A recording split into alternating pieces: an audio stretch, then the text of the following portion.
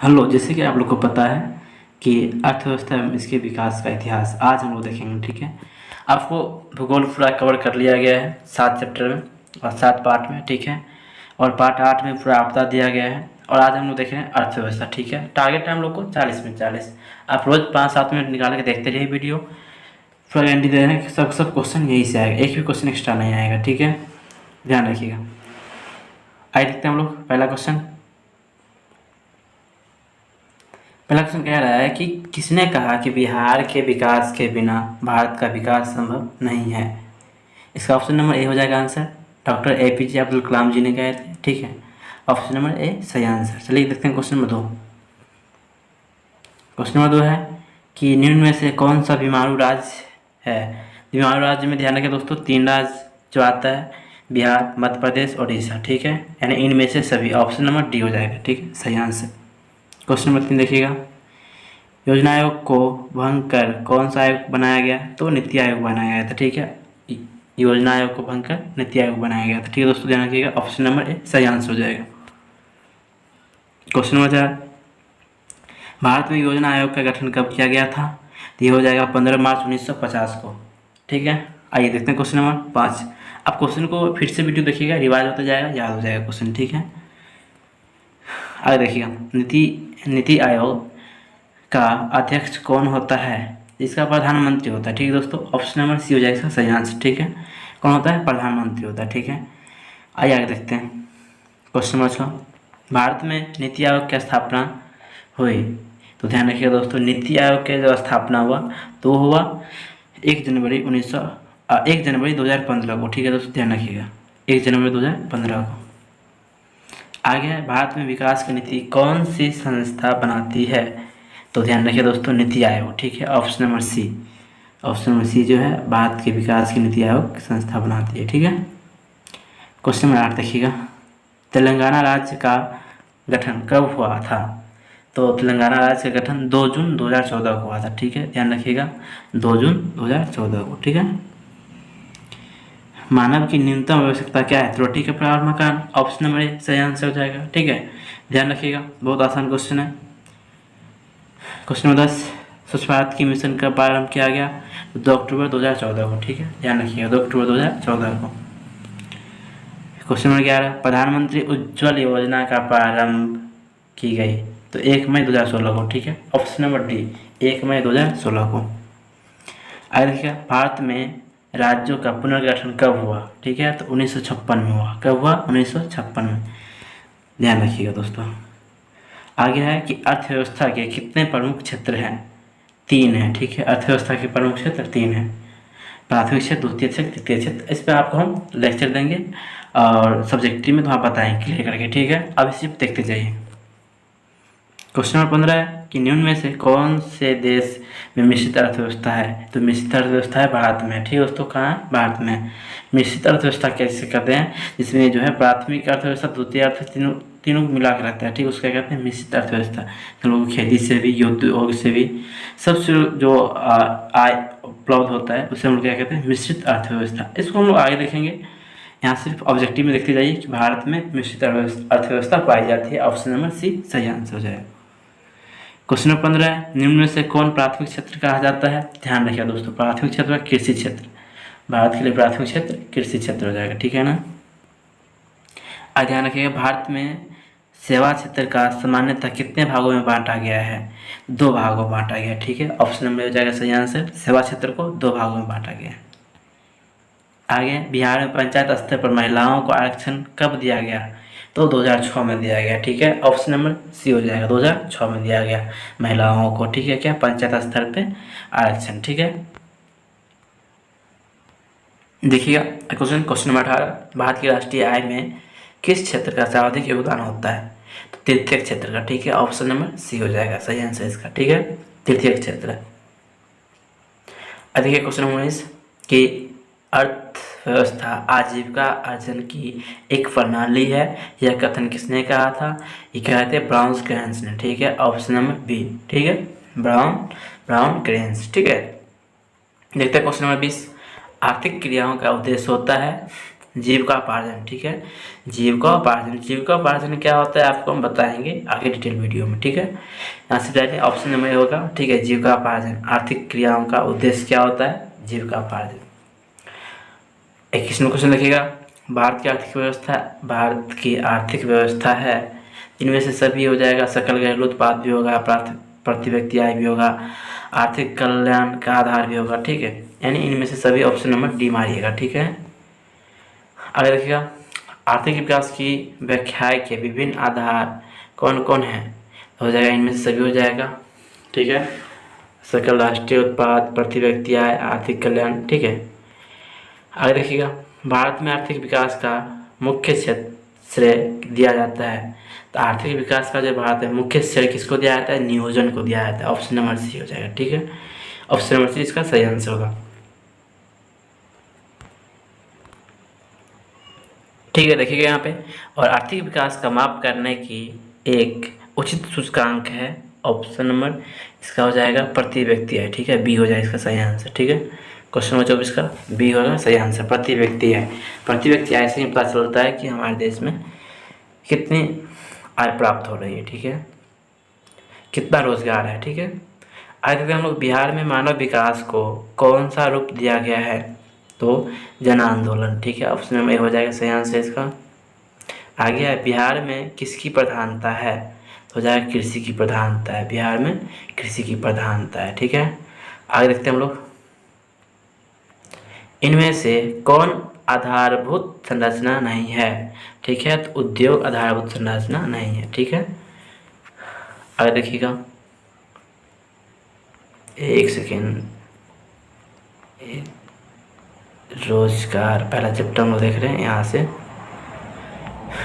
और क्वेश्चन हो गया है 25-26 हो गया।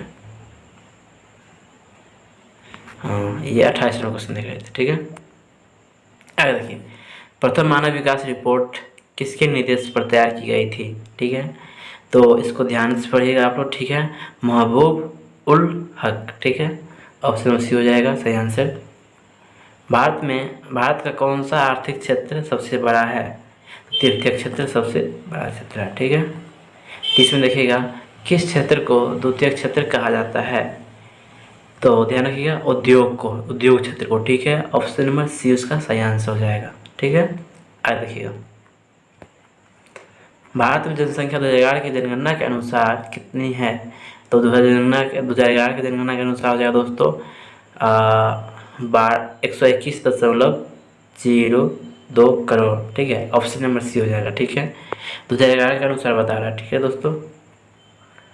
वर्तमान में बिहार की साक्षरता दर कितनी है? ठीक है, तो वर्तमान में अभी कहा जाए दोस्तों, तो ठीक है ध्यान रखिएगा, तो 73.39% है, ठीक है। ऑप्शन नंबर 20 का सही आंसर हो जाएगा 73, ध्यान रखिए बस, ठीक है। बिहार में वर्तमान साक्षरता दर कितना है? 73%, ठीक है। आगे है, बिहार प्रांत का गठन कब हुआ था? ठीक है, तो 22 मार्च 1912 को, ठीक है। ऑप्शन नंबर 20 का सही आंसर हो जाएगा। आगे देखिएगा, बिहार राज्य में लोगों की आजीविका का मुख्य आधार है, ठीक है, तो क्या है? कृषि है। बिहार में जो है लोगों को आजीविका कहा जाए तो जीवन यापन करने के लिए जो मुख्य आधार क्या है? कृषि है, ठीक है। ऑप्शन नंबर बी सही आंसर होगा। आगे देखिएगा, राष्ट्रीय विकास परिषद का अध्यक्ष कौन होता है? ठीक है, ध्यान रखिए दोस्तों, इसका हो जाएगा प्रधानमंत्री। राष्ट्रीय विकास परिषद का अध्यक्ष प्रधानमंत्री होता है। और देखिएगा ध्यान से, यहाँ पे किस आधुनिक यंत्र के आगमन के बाद सूचना, शिक्षा एवं ज्ञान सर्वसुलभ हो गया है? तो कंप्यूटर, ठीक है। कंप्यूटर आने के बाद हम लोग को बहुत मदद मिला है, जैसे कंप्यूटर की वजह से ही अभी आप लोग घर बैठे ऑनलाइन पढ़ाई कर रहे हैं, ठीक है। आइए देखते हैं हम लोग क्वेश्चन नंबर 37, वर्तमान समय में विश्व व्यापार संगठन के कुल कितने सदस्य हैं? तो विश्व व्यापार संगठन के जो है 164 सदस्य, ठीक है। ऑप्शन नंबर सी हो जिसका सही आंसर, ठीक है। ऑप्शन नंबर सी देखिएगा। क्वेश्चन नंबर 38 देखिएगा, क्या है कि व्यावसायिक बैंकों का राष्ट्रीयकरण कब किया गया? तो 1969 में किया गया, ठीक है दोस्तों। ऑप्शन नंबर बी होगा इसका सही आंसर।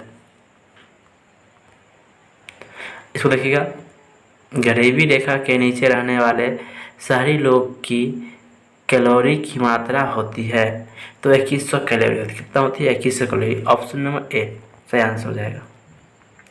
ग्रामीण क्षेत्रों में रहने वाले लोगों की कैलोरी की मात्रा होती है, इसका हो जाएगा 2400 कैलोरी। ठीक है, कितना? 2400 कैलोरी। ऑप्शन नंबर ए।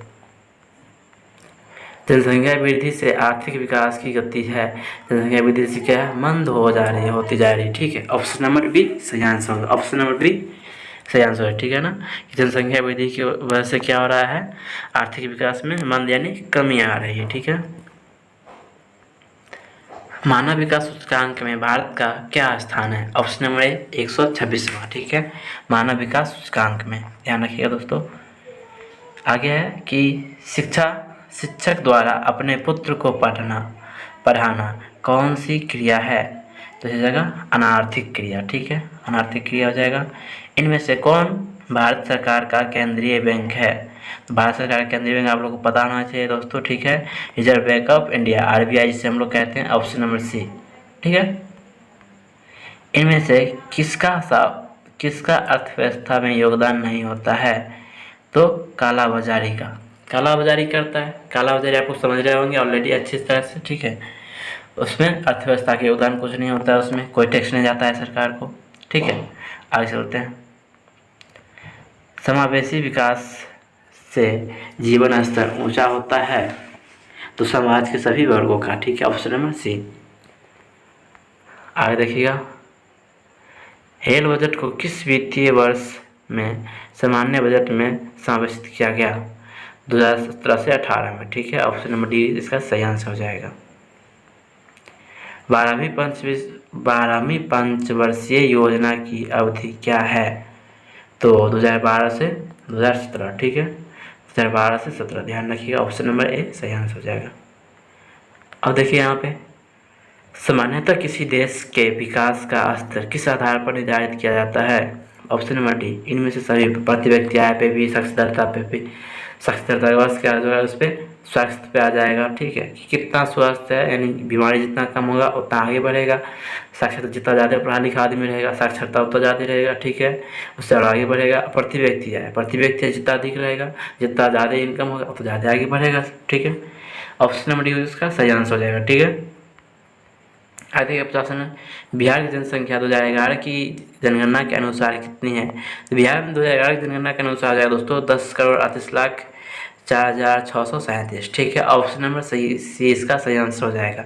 और आपको बता दें हम कि जीके का वीडियो डाले थे क्लास 8वीं के लिए, उसमें भी बताए हैं क्वेश्चन को। ठीक है, तो आप यहीं पर याद कर लीजिए।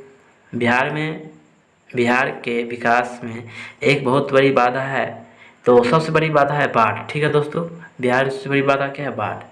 बहुत ज़्यादा दिक्कत दे रहा है। ठीक है, हम लोग वैसे ही बिहार में अभी रहते हैं। आगे देखिए क्वेश्चन नंबर 52, प्रथम पंचवर्षीय योजना शुरू हुई थी। ठीक है, 1951 में। ठीक है, ऑप्शन नंबर सी, 1951 में पंचवर्षीय योजना शुरू हुई थी। ठीक है, प्रथम पंचवर्षीय योजना। भारत की आर्थिक व्यवस्था है। ठीक है, भारत की आर्थिक व्यवस्था है तो मिश्रित अर्थव्यवस्था है। ठीक है, क्या है? मिश्रित अर्थव्यवस्था के हम लोग। ठीक है, ऑप्शन नंबर सी सही आंसर हो जाएगा। आगे है कि वर्तमान समय में आर्थिक विकास में किस क्षेत्र का योगदान सर्वाधिक है? तो आर्थिक विकास में तुरंत बताया दोस्तों सेवा क्षेत्र का। ठीक है, ऑप्शन नंबर सी।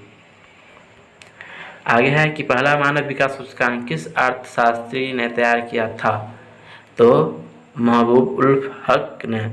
ठीक है, ऑप्शन नंबर बी इसका सही आंसर हो जाएगा। ठीक है, विकास दर के मामले में कौन सा राज्य अग्रणी है? यानी विकास दौर में देखते हुए कौन सा है सबसे आगे? तो गुजरात आ गया। ठीक है, मानव विकास के मामले में सर्वोच्च राज्य है तो केरल हो जाएगा। ठीक है, मानव विकास के मामले में केरल हो जाएगा। केरल, ऑप्शन नंबर सी इसका सही आंसर हो जाएगा। भारत में पहला मानव विकास रिपोर्ट जारी हुआ तो 2002 में। ठीक है, ऑप्शन नंबर ए इसका सही आंसर हो जाएगा। 2011 की जनगणना के अनुसार बिहार में कुल कितने प्रतिशत लोग साक्षर थे? तो 63.82% लोग साक्षर थे। ऑप्शन नंबर सी। बिहार में सबसे अधिक जनसंख्या वाला जिला है, ये तो पटना है दोस्तों, आप लोग को पहले से पता होगा। Option number B.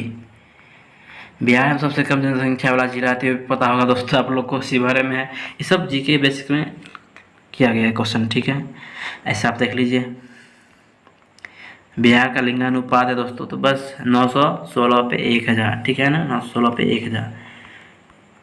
लिंगानुपात आपको समझ में आ रहा होगा, नहीं आ रहा है तो आपको समझाएंगे लेक्चर क्लास में, ठीक है, सब्जेक्टिव में, ठीक है, ध्यान रखिएगा, वहाँ पे मिलेगा। भारत की प्रति व्यक्ति आय 2004 के आंकड़ों के अनुसार कितनी है, यानी 2004 के अनुसार जो है भारत की प्रति व्यक्ति आय कितनी है, तो ध्यान रखिएगा 28,000 प्रति वर्ष, यानी एक व्यक्ति है, यानी एक परिवार का जो आदमी है 28,000 रुपये सिर्फ एक साल में कमा पाता था 2004 के अनुसार, ठीक है। अभी बहुत ज़्यादा है, अभी कितना, अभी भी है 60,000 के आसपास है, फिर भी कम है। इससे क्या होगा, 11वीं पंचवर्षीय योजना की अवधि क्या थी, ठीक है दोस्तों, ध्यान रखिएगा 2007 से 2012, ठीक है। राष्ट्रीय विकास परिषद का गठन कब हुआ था, तो 1952 में। ऑप्शन नंबर सी इसका सही आंसर हो जाएगा, ऑप्शन नंबर सी सही आंसर हो जाएगा, 1952 में। अंतर्राष्ट्रीय साक्षरता दिवस कब मनाया जाता है, तो 8 सितंबर को, ऑप्शन नंबर ए, ठीक है, 8 सितंबर को अंतर्राष्ट्रीय साक्षरता दिवस, ठीक है। तो आज के लिए इतना ही दोस्तों, ठीक है, और मिलते हैं आपको फिर अगले वीडियो के साथ। और आपको बता दें हम कि मैथ का इसमें बेसिक बताया गया है, आप जाके देख सकते हैं, बेसिक के साथ साथ एक एक क्वेश्चन को फुल्ली डिटेल में बताया गया है सलूशन के साथ, ठीक है। और ये वीडियो अपने दोस्तों के साथ शेयर कीजिए ताकि दोस्त अगले सभी दोस्तों को मदद हो सके, ठीक है। हम आपको मिलते हैं अगले क्लास में, तब तक के लिए जय हिंद।